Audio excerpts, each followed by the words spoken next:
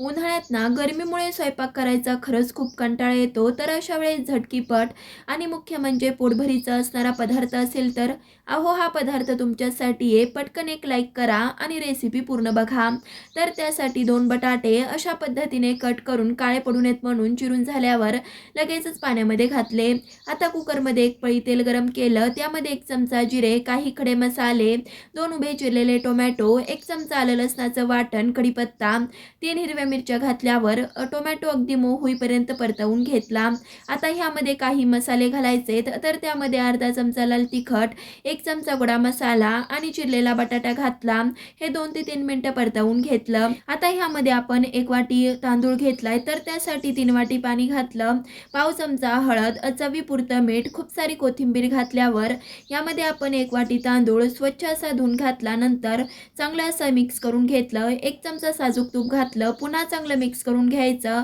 नंतर कुकरचं झाकण लावायचंय आणि भात 2 शिट्टीमध्ये शिजवून घ्यायचा आहे. जोपर्यंत आपला भात शिजतोय तोपर्यंत एक कैरी स्वच्छ धुवून घेतली. नंतर त्याचे मोठे तुकडे करून मिक्सरच्या भांड्यात काढली. यामध्ये 1 मोठा चिरलेला कांदा, हिरव्या मिरच्या, कढीपत्ता, मुठभर कोथिंबीर, चवीपुरती साखर, 1 चमचा जिरे आणि चवीपुरतं मीठ घातलं. पाण्याचा अजिबातच वापर न करता चटणी वाटून घेतली.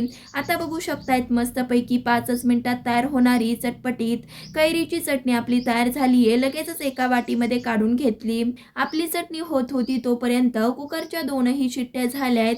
पूर्णपणे वाफही गेली आहे. झाकण उघडून बघूयात.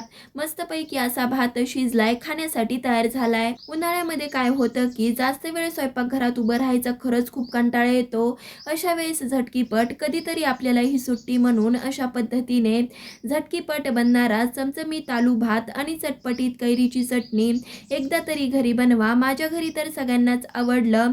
तुम्हीही बनवा आणि घरातल्यांकडून कौतुक करून घ्या. मुख्य म्हणजे लाईक, शेअर, सबस्क्राईब करायला विसरू नका. धन्यवाद.